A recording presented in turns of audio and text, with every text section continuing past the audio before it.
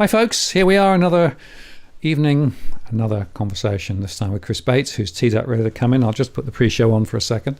I know a few of you were saying, come on, start early, but of course there are people who come in exactly on time, and I give people an extra minute or two to just make themselves comfortable and get in and sit down, as it were. Hope you enjoyed the dogs. Meteor decided to wander away, but Luna is still here and looking extremely comfortable. She tends to expand into two beds if she can. As you can see, it's already started, so I wouldn't be surprised if that continues. And for those who've been following the studio build, Chris is there ready to come in, and the rest of the studio is here, as you can see, and it's pretty much now complete, which is good. So last time Chris was on, I had my minimalist technology, which was able to produce a show, but it was a bit struggly, so this is a little easier. Anyway, I think that's probably enough rambling from me, so I'm going to take the pre-show off. I'm going to push the start show button, and I'll be back in just a moment.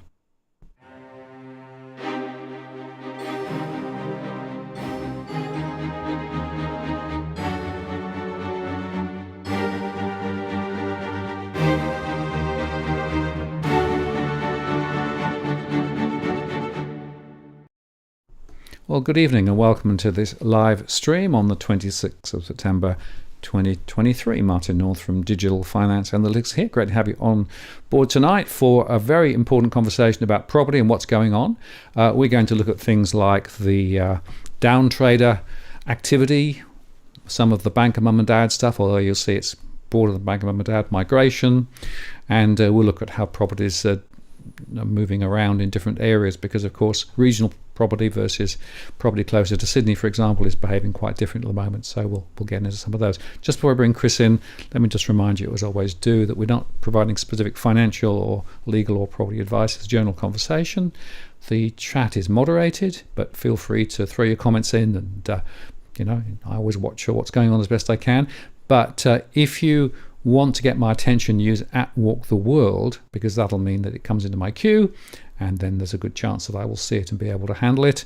I've also enabled Super Chat, which means that you can get your question to the top of the list if you'd like to get there, or indeed make a contribution to what we do here. Always greatly appreciated. It helps to run the costs of what we do.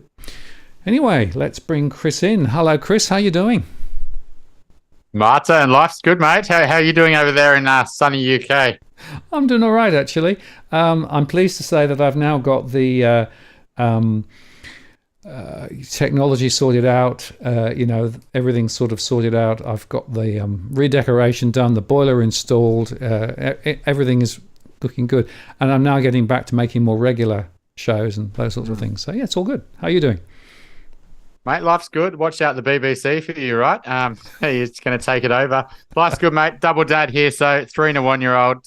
Son's nearly 2 now. So yeah, getting out of the trenches. And yeah, we've been a big year. We've grown our team dramatically. We're at 17, 18 people now. So yeah, lots going on. And as you know, always things changing. So yeah, it's always good to catch up. Yeah, great. And we should talk about Blusk. Or Blue Sky. That's the new brand, right? Yeah, we've been doing a lot of partnerships with financial advisors, because I was an old financial advisor, and we decided to rebrand out of Wealthful to Blusk. And Blusk is sort of a play on Blue Sky, which is blue sky thinking. Clients come to us, they're a bit confused, a little bit unsure what's the right move, considering multiple different options. So it's quite cloudy, and that's how clients sometimes feel. And what our role is really to guide them and give them that blue sky, that real clarity on what's the next best move and how this decision links into the next property decision. And we've been partnering a lot with different financial advisors. So the wealth in the name wasn't great. So yeah, that's the new name. Excellent. And I was putting it in last night into the into the system. Now I understand. Blue Sky. Yeah, got it. It's very good. Now look, there's a lot to talk about, Chris. I want to start with something that I've noticed in my surveys relating to the banker mum and dad. Right now, we've known for a long time that some people can get into property courtesy of their parents. And, I've been tracking the growth of the bank of mum and dad, and it drops and grows a little bit. But in the last 18 months, I've noticed something really interesting. More people are reaching for a greater pool of relatives, grandparents, etc., to try and grab some cash to be able to get into the market. And as a result of that, quite a few of the transactions that I'm seeing in my surveys are actually now with quite big deposits from not just the bank of mum and dad, but it's from the family bank. Now, are you seeing any of that in your neck of the world? Martin, obviously, we've been doing this for 5 years, I think, all the way back to 2018, maybe even 2017, right? And I was thinking about coming on here tonight. I was like, what's my big thing that's surprising me right now? And this is it. And so when we started chatting pre this show tonight, absolutely, that's the thing that we're seeing. No one would have thought that, and myself included, the borrowing capacity is falling 40%, rates going up 4% in under, basically 12 months, would lead to the property market falling 10% and then start coming back. That's such a big hit to borrowing capacity. So how can prices stay up? And the reason for that is really intergenerational wealth and higher incomes, pent up demand that are still buying on lower price points. So potentially they, would have bought at 2 mil, maybe now they're buying at 1.3 mil. Someone would have bought at 1.4, maybe it's buying at 1 mil. So it's a sort of cascade down of higher income borrowers that are still able to buy because they've still got significant income to still enter. And because it's only about 4.5 times income, maybe up to 5 times income, but we were seeing 7.5, 8, all the way back in 2014, we're seeing 10, 12 times income. So ridiculously tight lending. And what clients are coming to us is they're basically figuring out what they can borrow. And not everyone's in this fortunate position. So this inequality situation is going to get a lot worse, unfortunately. And so what you're going to see is, like you say, I don't think it's the parents. I actually think it is coming from grandparents. I think they've done really well in recent booms, particularly the last couple of years, that 21, 2020, that extra 30, 40% increase to their asset.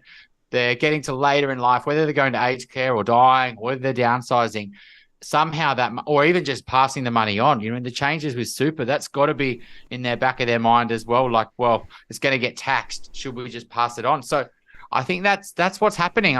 We're seeing biggest deposits I've ever seen. And sometimes clients will come to us and they go, well, I know what my gap is. I'm just going to go and ask family. Now, obviously there's a fortunate few that can do that. And, but if they can't do that, it's the higher income people that are probably dominating in the market because they're able to still have the borrowing capacity. So yeah, it defies belief, Martin, when you think about it, right? My worry though, is that the overconfidence that's building in the market, right? There's already an overconfidence. Then this is like, well, if the property market can survive a 4% drop in borrowing capacity and still goes up in value, it's invincible. And that sort of mentality hopefully doesn't perpetuate. But I do feel like it's starting to get there. It's sort of like there's nothing that could knock this thing over. And what we're also seeing, though, is that, buyers have been surprised like they were in 2016, like they were in 2019, like they were in 2020, 2021. And they're potentially been trying to be a bit opportunistic. So we've got buyers who've been looking for 1-2+ years. And now they're starting to feel some pain because prices are starting to run on them. And and they're already making compromises to enter the market. And they're not sure if they're willing to make even further compromises. And they're getting a bit edgy. And so we're starting to see not many transactions were happening over the 1 to 1.5 range. There's a lot of turnover in the sub-million range, which is not typically our market. But a lot of that sort of 1.52 buyers were very like, I'm not sure if I really want to transact. There's no urgency there. I just want to see how things play out. But now they're wishing they transacted early. They can see that delaying the decision has actually meant that prices are running on them.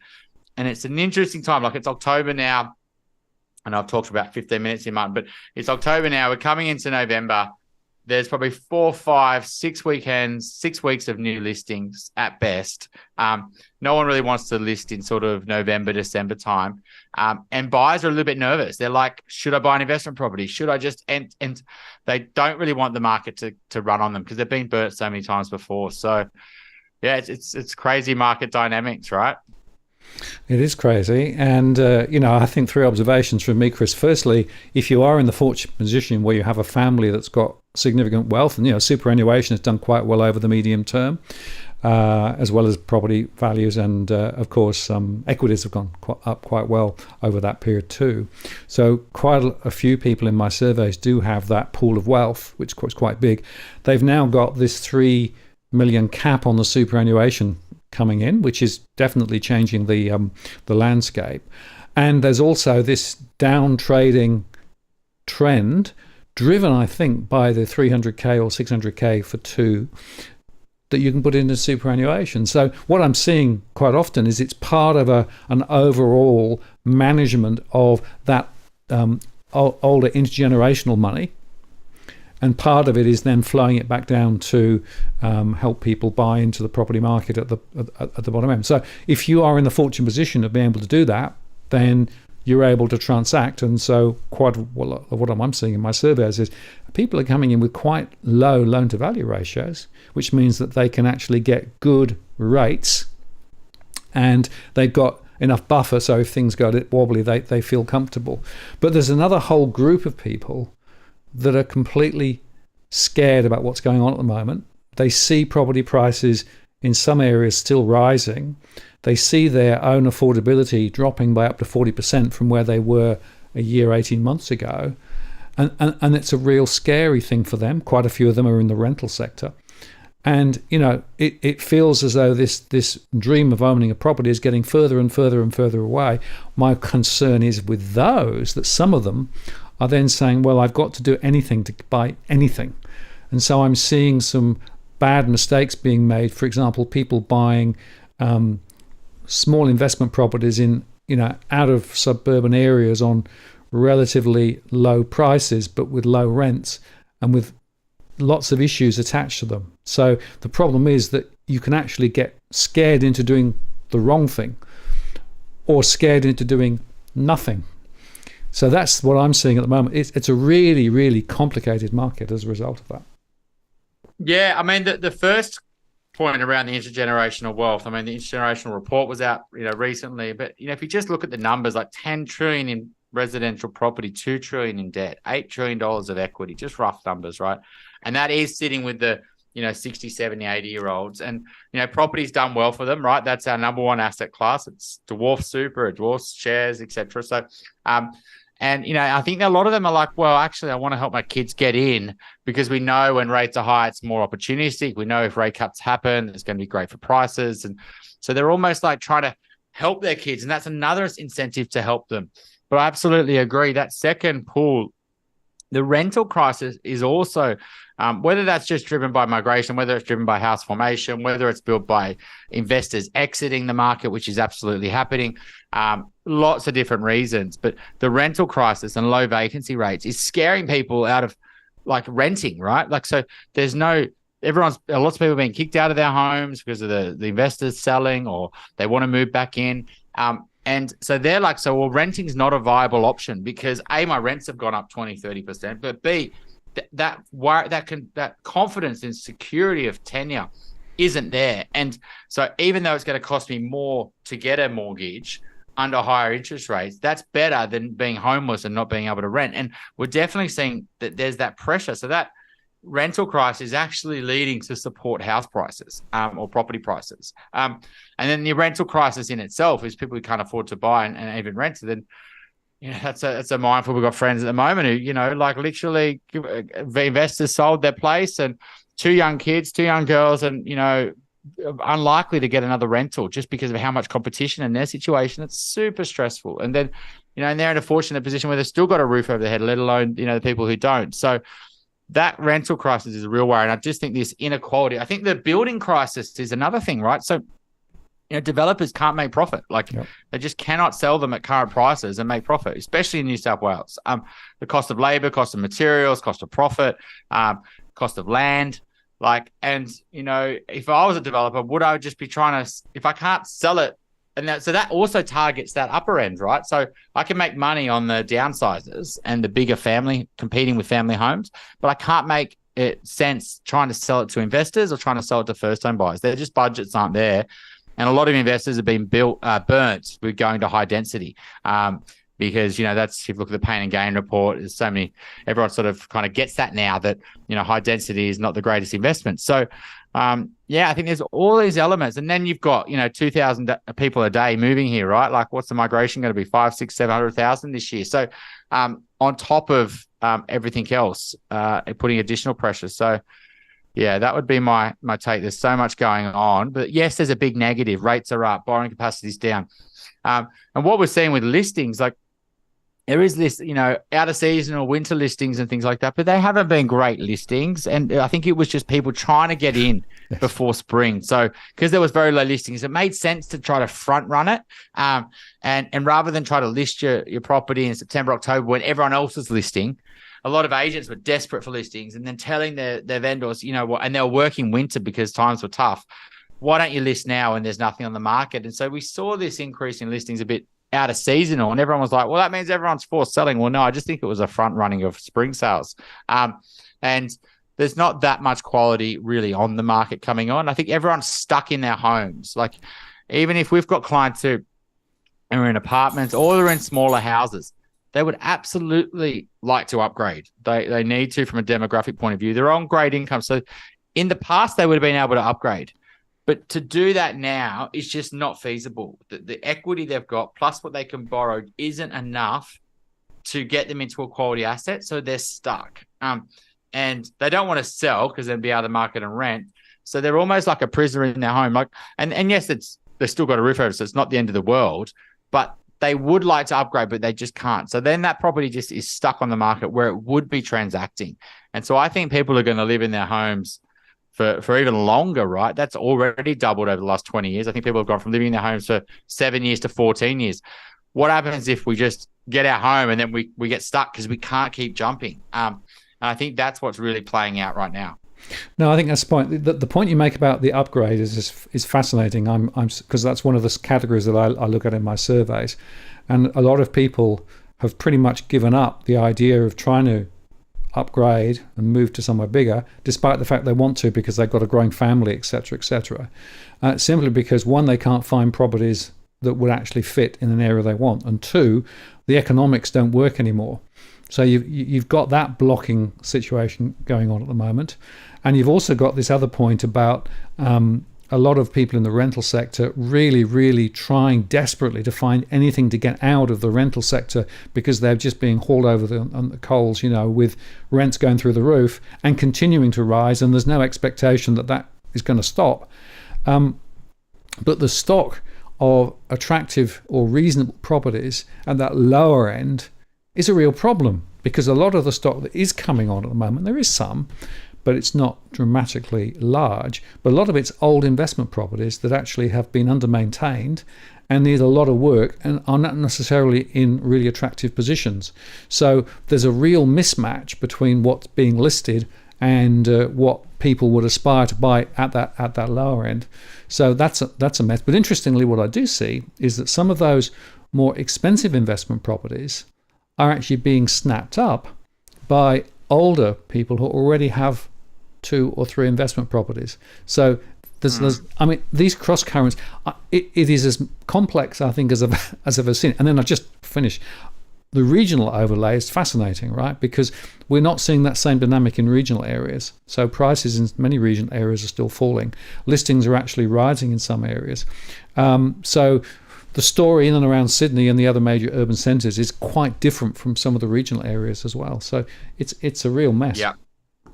Yeah, so absolutely. What your point around not everything is selling, right? So absolutely, there's still properties that are super compromised, whether it's the street or the aspect or privacy or noise or whatever it might be, the part of the suburb, etc. So there's definitely properties that are still not turning over very fast. But then there's properties selling in a day. We've got multiple clients buying the last month in under 24 hours because they're so on it. They just want to make the transaction happen, but they're just patient because high rates means you're going to be patient. Like, it's when rates are 2%, the market's in, taking off, then people, that just leads to poor behavior, right? Because there's the cost of owning is really low that people just go, it's all right, it's better than renting, I might as well just upgrade it. And so I think that 2% was forcing all properties within a suburb to grow, and it's particularly at the bottom end, just because of how much FOMO was in the market. But we do see pickiness still in the market, so that sort of aligns what you're thinking. The regions, the hybrid sort of work from home, work back to the office, that tug of war is still well underway. And I would say that the employers, if anything, starting to win again. We're seeing clients that expected to be able to work from home a lot more than they are. We're seeing everyone hugging back towards the capital city. We're seeing very few clients wanting to make those big lifestyle shifts, leaving Sydney to move to Brisbane, to Byron, we've still got them, but it's nowhere near the level that it was. And usually they're business owners, or usually they've got, some level in their career or something like that, where they're almost like dialing down, but it's, that sort of younger person climbing a ladder, let's say, they're very much conscious if they leave, are they going to be able to get another job? And particularly, there's that concern around that hype around, talent war, unemployment going lower. I don't think that's there anymore. I think employers are a little bit conscious of what's happening, and, can see their businesses are slowing down, and they're not as gung-ho about asking for wage increases. So we're seeing wages increase is definitely slowing down. We're not seeing that big bumps like we were, and that confidence around future earnings isn't there. People are a little bit more concerned. So, and with that, they're wanting to stay close to the city. So, they're looking for that bigger 2-bed apartment rather than, say, moving to the Central Coast or Wollongong and getting a house. But I do think that'll come back. I do think the hybrid work will be here. I do think as that gets more and more embedded, people can't afford what they want in the city, because that's what's run, because that's where the competition pushes prices up. And then they'll say, well, we'll have to, this is our option. And we'd love to stay close to the city. It's just not possible. Right, let's make this lifestyle shift into those, particularly the commutable locations, the 1 hour from the city. And then the 2 hour from the city, I think that's it is reliant on very flexible work, right? 1 day of the week in the city, maybe 1 day a fortnight, or, and someone potentially leaving their families to stay for a couple of nights. It's a harder sell. Yeah, absolutely. Well, I sold in Thirroul, as you may know, back in March, and prices have continued to fall in that area, which is interesting. Closer in, of course, to the city, there's a whole new story. And I guess one of the other themes we should explore is the migration part of the story. So my question, Chris, are you seeing much in the way of migration coming in with money to buy immediately? Because I would assume that Sydney would be one of those areas where migrants would want to buy, or are they tending to be more into the rental sector initially and then sort of taking their time? I certainly know that some people in my surveys have come into the country relatively quickly and within 6 months did buy, but I'm not quite sure statistically whether that's a thing or not, or whether it's just the old one. Look, I wouldn't say we've seen too much of that, but that might not be who we see come to our business. So right. We do see a bit of expats coming back, and that was typically what our buyers over sort of 2 mil. I'm sort of going back through them, thinking about some were, basically living over in Hong Kong, Singapore, Dubai, London, and we're trying to get a base back in Australia. And some were still living overseas. Some had actually moved back. We've got some ones moving over from New Zealand right now, entering at the top end. So absolutely, I do think there's, people who are Aussies overseas that are moving back and wanting to secure. They saw that it was a bit of an opportunity over the last year or so. And whether that's continuing, I don't know. We'd probably say it's just the same pace, but the local buyers sort of, and I don't think the migration, I do think it hits the rental market first. Like, so when back in COVID times, we rewatched one of our conversations back in 2020, there was like, okay, migration's dead. The Australian property Ponzi scheme's over. Prices are going to fall, right? And I was just like, well, that's not the reality. They're just not going to move here straight away. We just don't. And what ended up happening, right? It was a internal, migration was probably a bigger story, right? And that caught the driver of housing demand, whether it's to the regions or whether it's interstate. That's what was driving. So it was actually not maybe people moving from overseas, but people moving around the country and creating transactions because their lifestyle needs were changing. So, I don't think the migration thing typically leads straight, and obviously a lot of students. But, if you've got a bit of money in Asia, let's say, and you're sending a child to Australia and you can buy, and because they've got rental issues, maybe it's an option of just buying, get that money safer in Australian residential properties than it is in where it is in your country. And maybe just buying an apartment for my child to rent through uni or just to live in is better than the hassles of them trying to secure a rental property in this market. So maybe that's happening as well. But we don't see too much. Okay, interesting. No, I mean, it does vary, I think, but it is definitely one of the factors that I'm seeing. Now, Cookie Boy asked a question a little earlier on about rate cuts. Do we see rate cuts in the short to medium term? Some people are talking about higher Fed rates, et cetera. Bonds are taking off. Is a good time to fix. So what's your perspective on rates and trajectory? How do you actually advise people at the moment with this rather complex interest rate environment that we're in? Because, originally the thought was, well, rates will drop quite quickly, but maybe they won't, and that might change the formulation. Look, I think a lot of the fixed rates versus variable rates, the bet is that rate cuts aren't happening, right? So, if you want to fix right now, you're either thinking rates cuts aren't going to happen anytime soon. If anything, rates are going to go back up, right?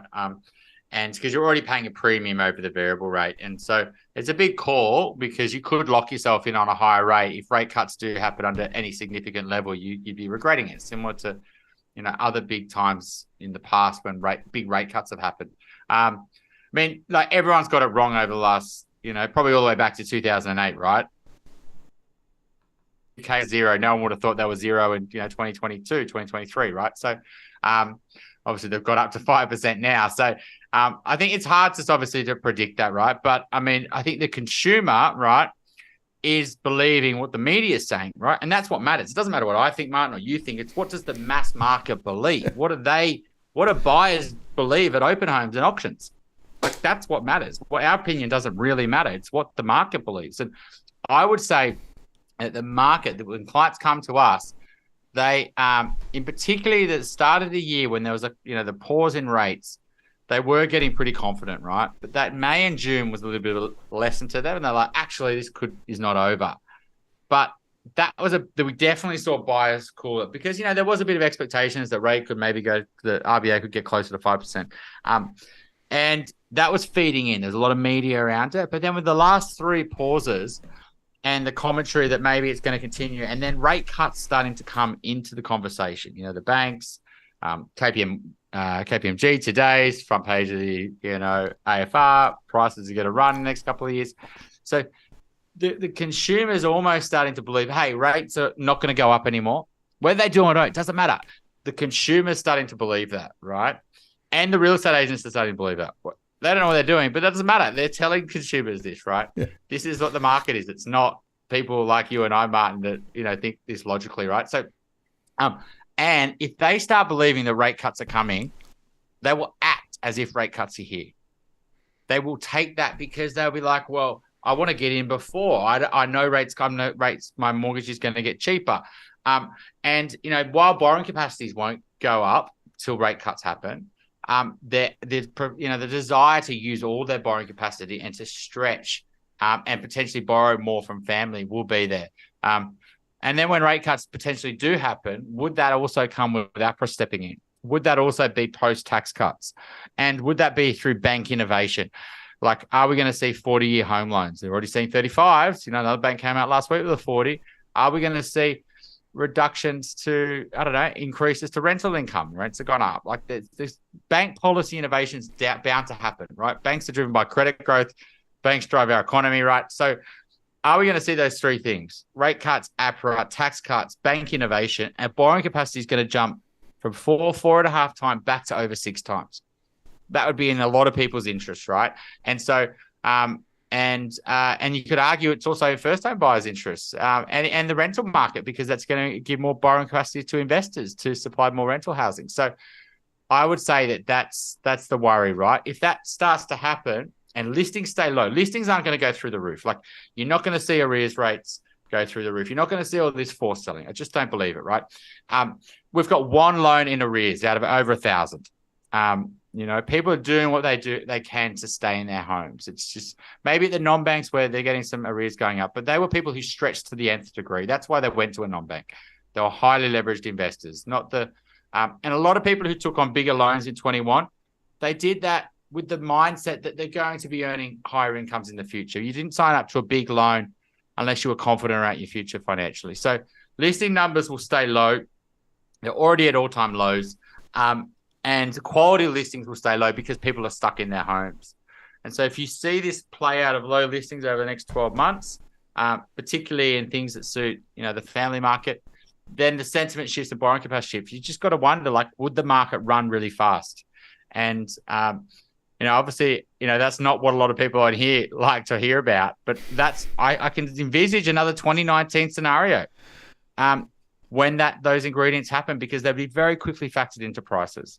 And in particular for any buyer in the market now, they would quickly spend that borrowing capacity because they know they need to. A client today, low 1 millions, they absolutely need another 100 or 200,000. So if I could say you could borrow another 100 or 200,000, they would spend it tomorrow. And that's all the way up the chain. People would have to spend it because the market would be moving and they'd be able to. Right. And just on the underwriting questions, if you think about the process of underwriting, there are two factors. One is the income multiple, and that definitely has come back, hasn't it, from where we were 2 or 3 years ago. The other is the affordability buffers that people are actually needing to use. And certainly APRA, opened the throttle, then turned it back slightly. So there is potentially some leverage to change that. But it is more complicated when interest rates are so high, because a lot of people are actually still extending themselves. In my surveys, I'm seeing a lot of people who are now paying 35 or 40% of their income on the mortgage, that's a big deal. And it's gone up quite dramatically from where it was and is continuing to rise. CBA's figures would suggest it will continue to rise. And of course, we've still got the fixed rates rolling off. So I wonder what capacity there is for the regulators to sort of open the spigots a bit more, particularly if property prices are continuing to run away and inflation staying high and income isn't growing, because you're right, income was spiking, but it's slid a little bit. So again, some of those unknown unknowns seem to me to be quite important to think about. But you're right, it is about what the herd thinks, because if the herd all goes in the same direction, it's sufficiently powerful to be able to push markets higher again, which of course explains quite a lot of the stuff you see on social media and on the various real estate portals. Yeah, I mean, Shane ANZ last week came out and said it's impossible for first home buyers to buy. Yeah. And it is. Yep. And so if there's a pressure to say that we need to increase borrowing capacities to allow more people to buy, then I think the big picture is that APRA will step in. I mean, they've already allowed banks to do 1% assessment rates on refinances. How about they change that to 1% assessment rates for first-time buyers? I don't know. I think, first-time buyers are also, with their incomes are going up rather than they're at the peak of their earnings cycle. So, banks are creative. We all saw payment holidays back in COVID times. No one thought that was possible. And so, you've got to aware that there is a cartel there that drives these things, not just the construction industry, the banks, the profits, it goes on and on and on, right? Stamp duty, they need transactions. The state government needs it, right? Look how much debt they're in, right? So they need people to be selling property. So they don't want people in mortgage prisoners and in property prisoners, and they can't upgrade. That means they get stamp duty once every 20 years, not once every 10 years. So they need people to transact. So if you tighten up lending, then you're going to basically freeze up the market, and that's exactly what's happening. So, I think there'll be tweaks to policy. There'll be relaxed to what banks can do. And I think that's the first sign is around what they're doing for mortgage prisoners, around the 1% buffers. And who's to say it just doesn't keep going. Yeah, and I'll tell you one thing that I noticed in my surveys again, some people were able to actually pull equity out of their property sufficient to be able to cover their repayments over the next year to 18 months. And the banks were quite happy to do that. So the equity withdrawal part of the process is definitely still there. And with prices in some areas going sideways or still slightly higher, that equity milking, as it were, is another lever that they can pull. Absolutely. So, for example, let's say you're a client and your mortgage repayments, I don't know, just do round numbers, let's say 10 grand a month, but you can only afford 6 right now because things are tough, but you can still get access to equity. and your buffer's going low, so you get access to 100 or 200 grand. Do you sell your house or do you get access to your equity and live off and go into 100 grand more debt? Because that's 100 grand more debt, let's say over the next couple of years, 4 grand a month, 2 years, versus selling a property. And this would be a 10 grand a month, would be a couple of $1 million property, right? The stamp duty on that would be 100 grand and selling costs. So, do you really want to go and burn all these transaction costs and then try to get back into the market when you can afford it more, whether it's interest rates or jobs or, your partner goes back to work. And so absolutely people are living off equity and buffers. I do think buffers are getting pretty tight, but I do think people are, doing whatever they can, selling shares, they're leaning on family, they're doing second jobs, they're swapping jobs, they're doing whatever they can to cover those mortgages. And they've got the confidence that, there is an end in sight.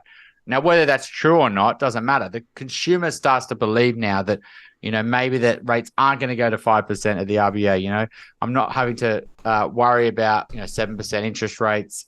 And that's another good point. I mean, at the moment, I'm saying my own point's a good point, but a bank rate at 5.75, right? I mean, the mortgage wars has definitely come back a bit. Like back in May, June, discounts were just unbelievable. Like it was just crazy, the loans they were doing. I mean, it was all the banks were whinging about it in the AFR. Like, yep, this is all under the cost of capital, but then they're all playing the game. And so they have come back, but competition's competition. They're still ridiculously. So we're getting rates, low 5.7s to high 5.7s on an RBA rate of 4.1. So about a 1.6 margin on top, which is unheard of. I thought 2% was good a couple of years. Now we're getting 1.6. So a lot of those rate increases aren't factoring through, and bank retention pricing is ridiculously strong. Even if the bank believes that you can't refinance, often banks will just still price you like a new customer if you ask for a better deal. So anyone listening who hasn't called, they're crazy. Just call your bank and ask for a better deal. And if you can't, then you most likely just refi, because competition's fierce.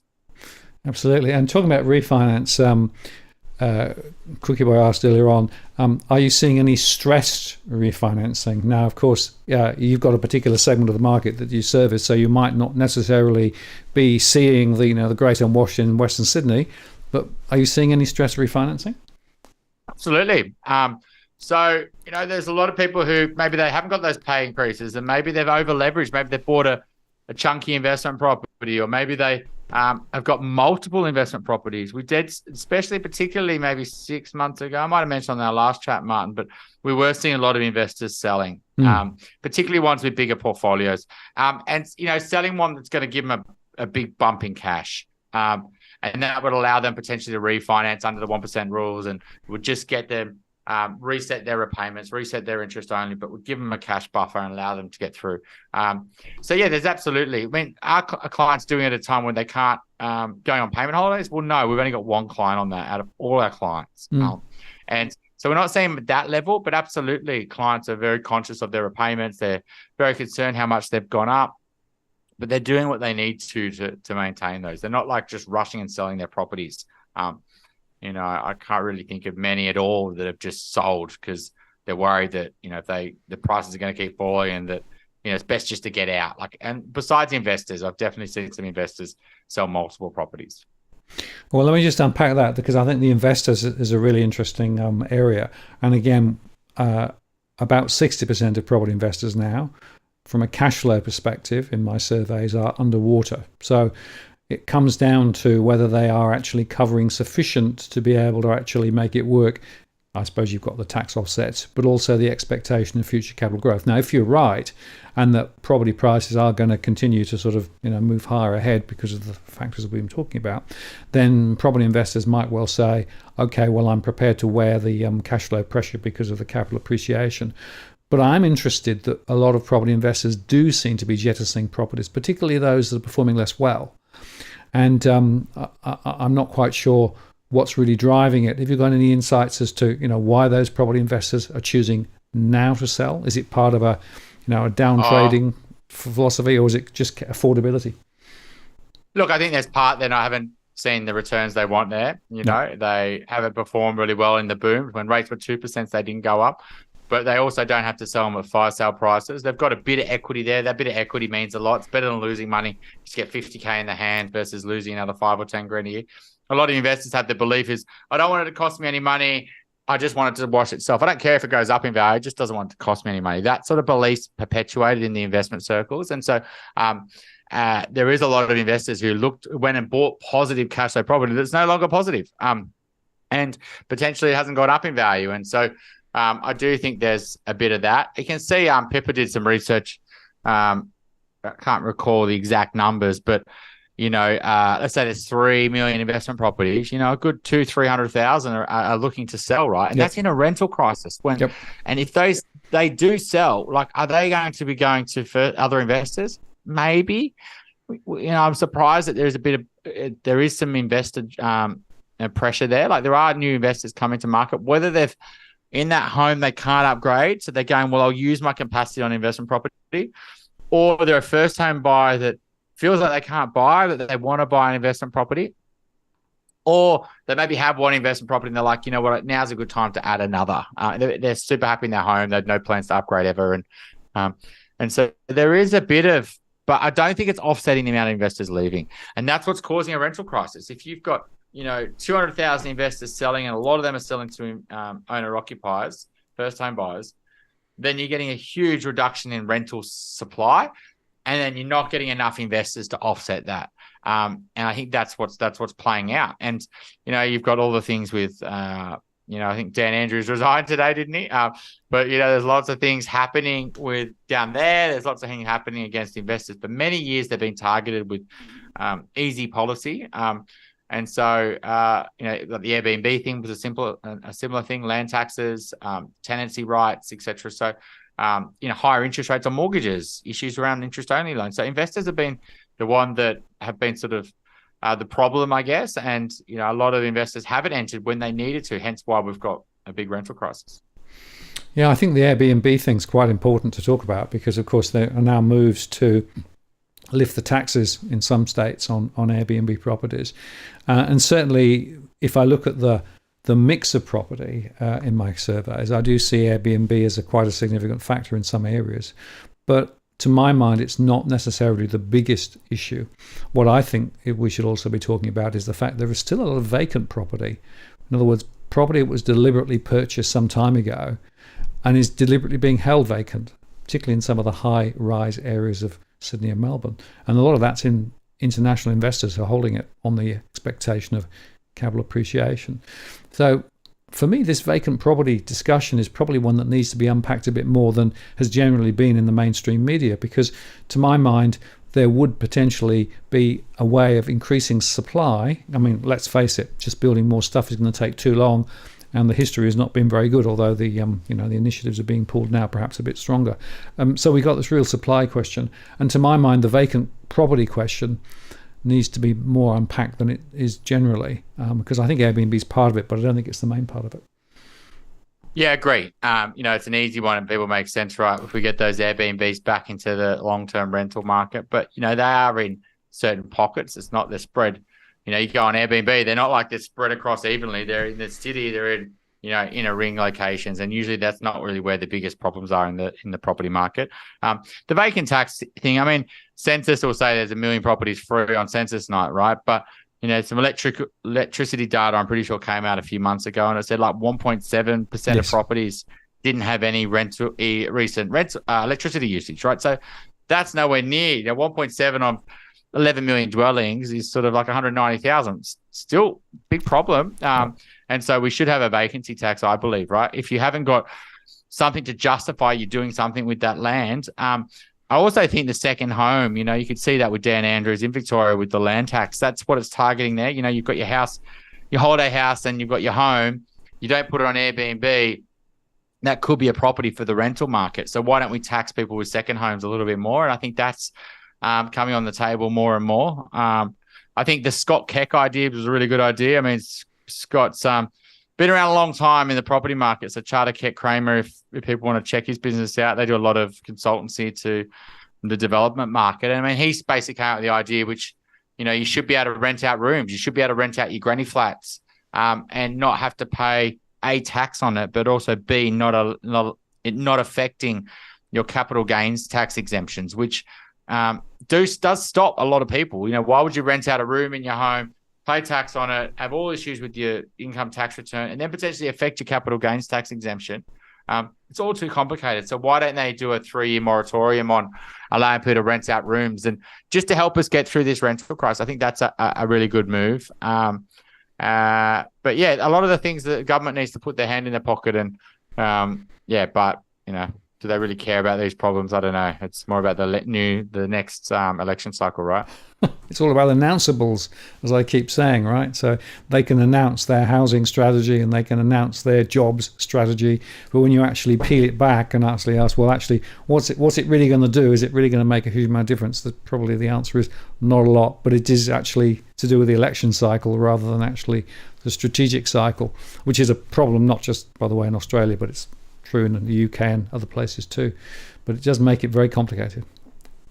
Exactly. The 1.2 million homes, you know, even Dan Andrews at the developer with Assembly last week. I mean, Assembly are doing a lot of money with super funds, but they can't build hundreds of thousands of apartments. Yeah, they can add some key worker housing and some affordability housing, and it's totally good, and we should do all that stuff, and the government should invest, but that's just a band-aid on a big problem, right? They aren't going to solve structural issues. So I think we need wins right now, and like you say, vacancy tax, Airbnb, second homes, all these sort of things should be on the table to alleviate a rental crisis. We shouldn't have people not living nowhere to live. Absolutely. Well, let me just throw a couple of specific case studies, because I talked to quite a few people through my one-to-one conversations, and this is a sort of a stylized example, but it's actually a real based on real experience. So I was talking to somebody the other day who's in rental accommodation at the moment and is unable to afford to buy an owner-occupied property in the area that they want to be in. The reason they're there is because of the local schools, etc., etc. But they're also concerned about their exposure to the rental market, but also think they're not actually exposed to the property market, and they want to. So they've actually sort of started to look at investment properties, cheaper investment properties, further out, a long way from anywhere, because they were cheap. And when you actually do the math, the cash flows don't look particularly flash, and the capital appreciation doesn't look great. But the sense was, I have to get back into property. I need to get into property. So I guess the question is, does it make sense to jump at any investment property anywhere just to get back into the property market, or is it more complicated? Look, it's definitely an issue right now. I literally had this call, probably the last call today, I think it was. A similar situation, buying in Melbourne. They've grown up in this part of Melbourne. They've got family in that part of Melbourne. They've got one on the way. They've got a little one.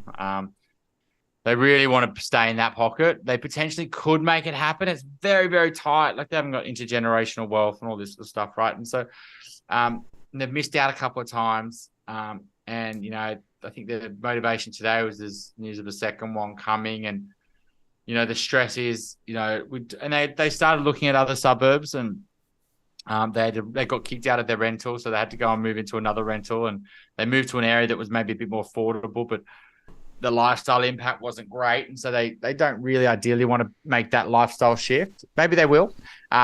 So they were like, well, maybe we should just move back and rent where we really want to be, and then buy an investment property. And the issue with that comes not just now. Yeah, they've got better having the money in a property, let's say, not really, than having it in the bank. But what ends up happening is, even if that works out, they've got to pay stamp duty, they've got to pay selling costs, they've got to pay capital gains tax. Whatever they make there, if ultimately they're then going to use those profits to try to enter into the good parts of a housing market, it's going to be extremely hard to outrun it after all those costs, because you've got to make a lot more than that growth, and then you've got to time it really well. And so when you've got kids and you've got school zones and things like that. So my concern in that situation is, what are they doing with their longer term solution around living? Yeah. And are they, yes, they've got money better off in the bank in their mind than in a property, but how's that all going to come together? Like, how's the sequence of this going to play out? And so sometimes people they can potentially do that if they've got a real strong growth in their income in the next few years, or they're getting a lot of money inheritance, so that potentially they can go, well, yeah, I can't buy what I want today, but I could do that in a few years' time, and maybe I could go and buy an investment now and still keep it in a few years' time when I want to enter into longer term property for themselves. But often people can't do that, whether it's the income or borrowing capacity or savings. And so it's really dangerous just taking this rent vested view, which is prolific out there. It makes a lot of sense, right? Target people who and there's a massive increase in what I'd say data-driven buyers agents that are perpetuating this whole view that rent vesting is really easy and that you should just buy as many properties as you want. And they've got big followings and they're writing and they're pushing people down multiple properties on hypothetical growth returns, and they're not really thinking about like talking it through with a client, right? And saying, how does this fit into your longer term plan? How are you then going to go and buy a house? How many of these? Like, there's just literally buy. Like, you've got money, buy. Best time to buy property was yesterday, if not today. That mentality is there. I'm buying here. It's a great opportunity. You should buy here. But that's not how people's lives work. They've got other goals and things to achieve, and everyone's got different situations. So I do think there's a real drive of those. There's some massive companies writing huge volumes of properties. And I do think they're not letting their customers aren't making those bigger, longer term decisions. They're just solving their cash in their bank account. And they're not dealing with the pain of what will come down the line, particularly when they get to the family time. Like, I didn't always have kids, right? I didn't understand what it'd be like once you have kids, but absolutely life changes, right? Your priorities change, what you care about change. And you go from potentially being a gypsy and be happy to move around. If you get kicked out of rental, it's fine. Just an opportunity to live somewhere else. But when you've got kids and things like that, that is not something that you want for your kids and stability and the stress of it all. So that's what we see is people don't think through their longer term plan enough. No, I agree with you. And, I tend to pose them some longer term questions because I think it's the entry and exit costs, which is just worth highlighting again, right? Stamp duty, transaction costs. I mean, you won't actually recover those costs unless you're holding the property for quite some time or you have massive capital appreciation. Now, if you're buying a second class or a dog of a property, the chances of capital appreciation is quite low probably. And so you end up with this noose around your neck. And what you've done is actually you've given away the opportunity to buy something better later. And I've had a few people who've said to me they've actually regretted now buying in the last couple of years. But it's hard to get out. Once you're in because it's not easy to get back out again. So this is a real problem, right? So the entry and exit costs and the opportunity avoided or opportunity missed costs if you do the wrong thing are huge. You've really a good point there, Martin, where you said it's actually getting out of the property. It's not. People don't think about that. So they think about it's easy to buy, but they don't think about how easy it's going to be to sell. And what is the process to sell an investment property? How do you do it? And how fast can you do it? Property isn't shares. It's not liquid asset like that. You can just flip it very quickly. So people don't think about that enough. I think you're right. Doing the numbers, right? So let's say you buy a property at 500. You pick the next growth hotspot that outperforms the city. And it does really well over 3 years. It goes 40% up, right? So it goes from 500 to 700. But you paid 25K in stamp. You paid, 15K to sell it. You maybe had some sunk costs, let's say another 10 or 20K. So maybe you made 100K. Then you got to pay capital gains tax, which is say circa 20-25%. So maybe you walked away with, 100, right? And that's it going really well. If it went 30%, maybe you make 50K. Like, does that 50K really change your home ownership dreams? Maybe not. So that's maybe not going to. And so are you potentially, and that's if it goes really well. What happens if it doesn't go up 30%? It goes up 20%. Well, you've not made anything. You've actually now got an investment property that, if you sell, you don't really walk away with much at all. And so what happens is we see is that, they get down a few years line and then they go, okay, I do want to buy, but then you got to sell, you got to get a tenant out, you got to style it, you got to fix it up, you got to time it with sales times of the year. It's not that simple. And then you've got to try to sell that and then you've got to get into the market and you don't want to buy it till you've sold. And whereas if you just got the money in the bank, you can transact really fast because there's no other transaction that's linked to. And especially poor properties. So easy to buy, hard to sell. best properties are hard to buy. You're going to miss out. You're going to have to, find something pre-market. You're going to have to potentially go to auction. You're potentially going to have to say no to 10 properties and then go really hard on one property. It's, great properties are hard to buy, but once you own them, they're easy to sell in any market, whether it's the market's booming or the market's in a downturn. People go, actually, I really always want to be in that street or on that aspect, in that location. No one else is selling in that pocket. I'm the only property. I've got no competition. So always try to remember that if you're buying properties, it's hard to buy, easy to sell. The hard work's up front. The rewards come from doing that hard work. But buying the right property, right? That's the whole point. Not all properties are listed equally, right? Not all properties are actually available equally. As we said earlier on, the trouble is at the moment, a lot of the stuff that is being listed are more like dogs rather than stars. Yeah, absolutely. And that will continue because people, particularly if you're in a good home right now and you are stuck or you have to upgrade, like you go, I'd love to be on that street versus this street, but it's not a deal breaker. It's not going to change my life that much. I'd love to maybe have that better aspect, or I'd love to be a little bit closer to the water, but that's going to cost me a bomb to do that. This house is pretty good. We're pretty happy here. And so it makes sense, right? So people are in the home, unless it's a real big lifestyle challenge to live in it, They're going to stay and they're going to renovate.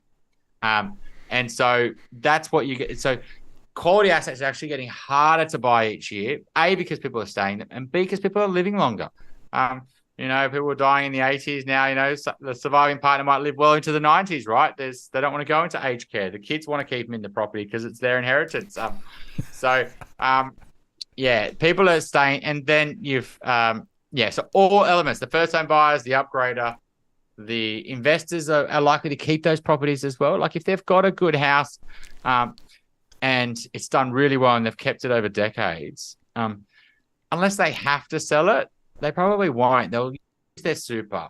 They'll use their share portfolio in retirement. They won't sell their investment property because the growth on it and the rental increase has probably made that got super amount of equity in it. It's paying itself. They don't need the income because they've got other assets. And if they sell it, they pay a big capital gains tax bill and they know it's a good asset. So what they do is they end up delaying the sale of their quality investment property as long as possible. It's one of the last assets they sell. Because, when you get to retirement, it's not if you do that, you pay CGT and it's washing its face anyway. It's not paid off. So I've got a good rental income from it as well. So that's another thing that is leading to scarcity is the investors just sitting on those properties because there's huge capital gains tax bills if they sell.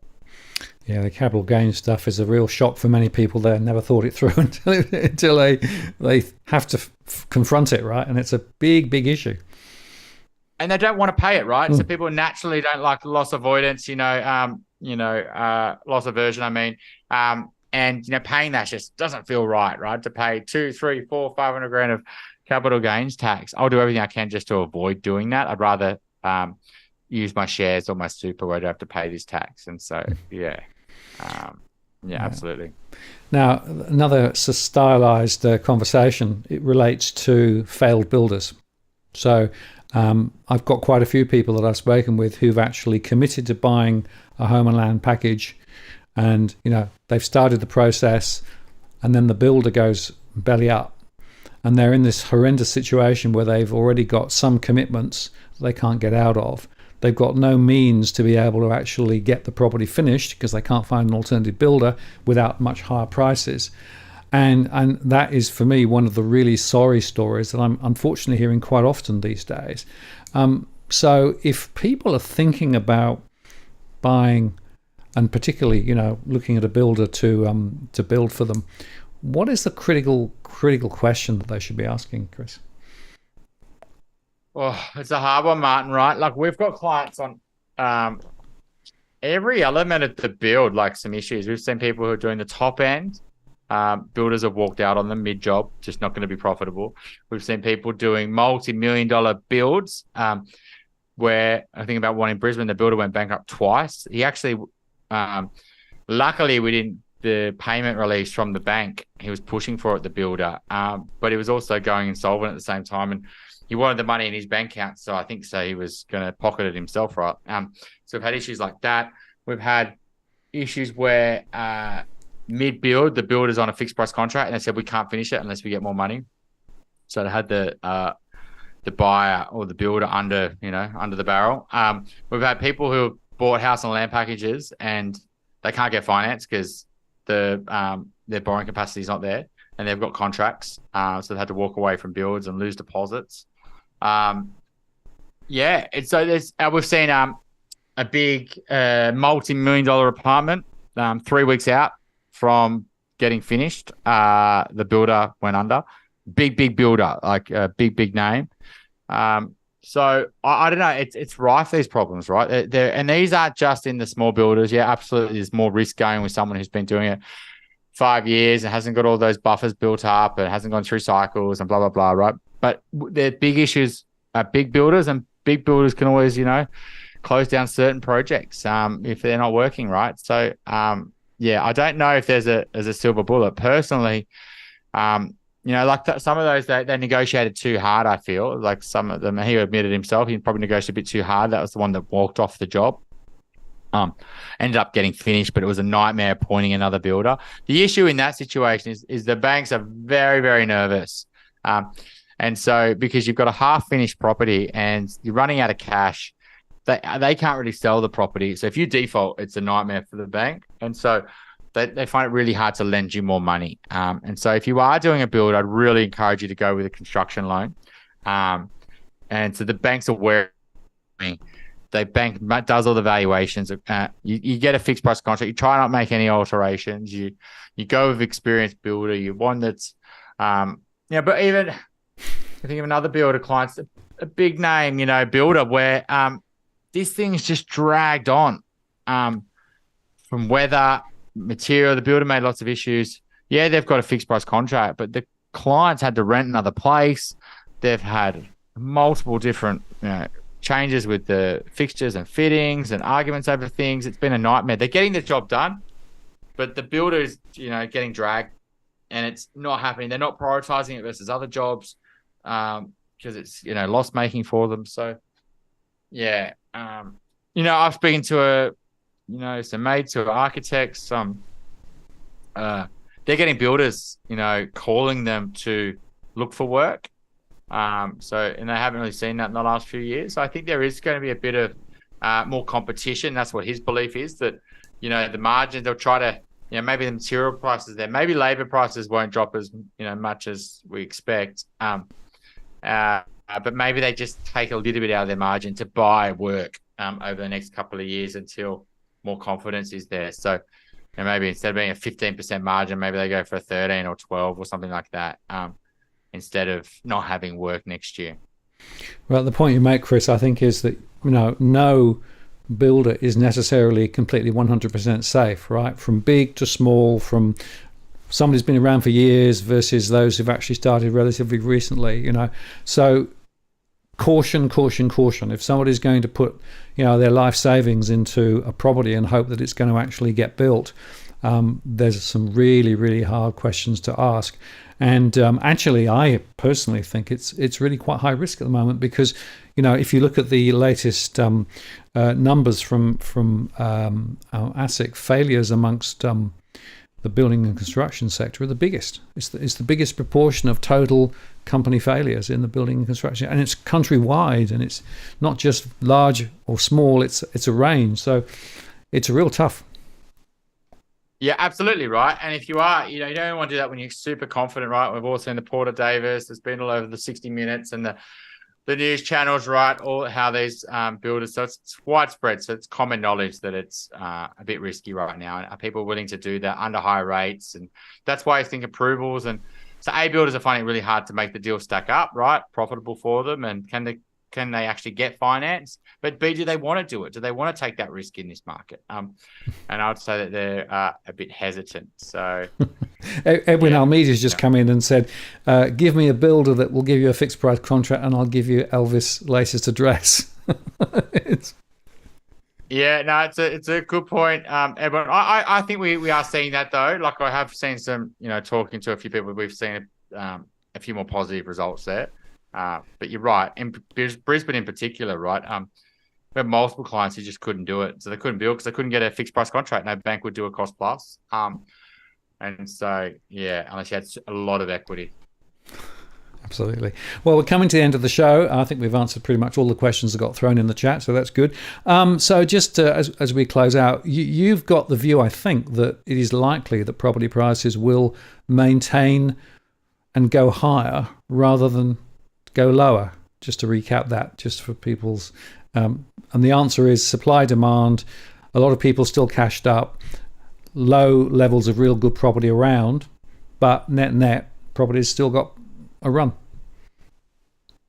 Yep. And we're just going to read what we see, right? So and I was seeing the change in buyer behavior. Like, that's what we get access to. Like, as a mortgage broker, we don't see all parts of the market, but what we definitely do is see it's 9 o'clock, is what current property owners are thinking, right?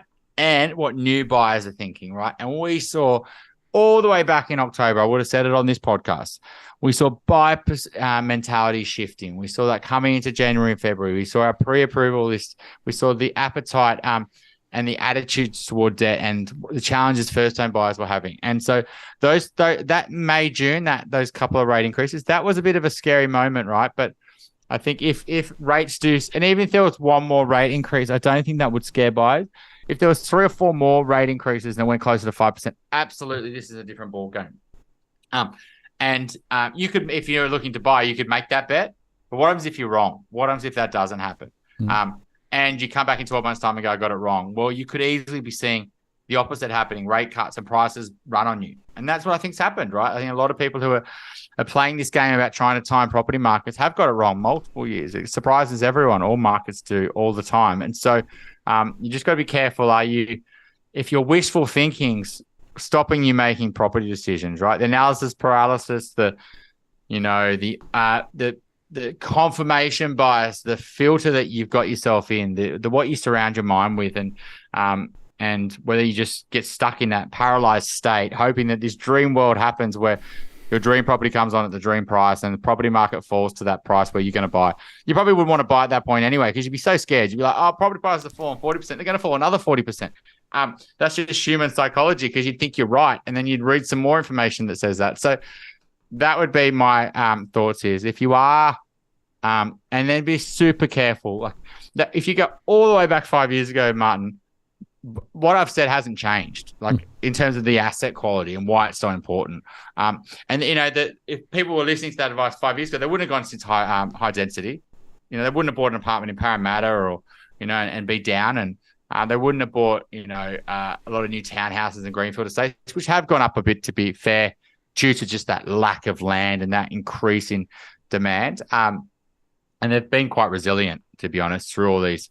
But they haven't grown as much as more scarce land near the city, right? And so, yeah, that would be my take, Martin. Probably not what some of your property bears want to think here, but that would be my. If things flip, don't be surprised if the market runs hard till affordability gets stretched beyond what you think's possible. Because affordability is already stretched up beyond what's possible now if you look at percentages. But if all those ingredients happen, rate cuts, APRA, and confidence runs on a small number of listings, you could see prices run quite fast. Absolutely. Well, I appreciate your time, Chris, and part of the reason for having a range of voices on this channel is to give people the perspectives, not just one perspective, right? And that's why it's always great to have you on. If people want to find out more about what you do and where you go, what's the best place to direct them to? You can. We've got a couple of podcasts. We've got the Australian Property Podcast. It's been going about 4 or 5 months, so you can definitely take a listen to that. We've got 20,000 listens to that. We've got the Elephant in the Room podcast, been going 5-6 years, and Blusk, blusk.au. If you jump on there, fill in a little form, the team will get back to you, and we'll have a chat and see how we can help. Terrific, Chris. Well, thank you very much for your time this evening. Really appreciate it. And we'll tic-tac down the road as things continue. Yep. What we always conclude is it's complicated, right? There's a lot of different things going on, but it's always worth exploring them. So thank you very much indeed for your time. Appreciate it. I'm going to take you off air now, and I'm going to close the show. Thanks, Chris.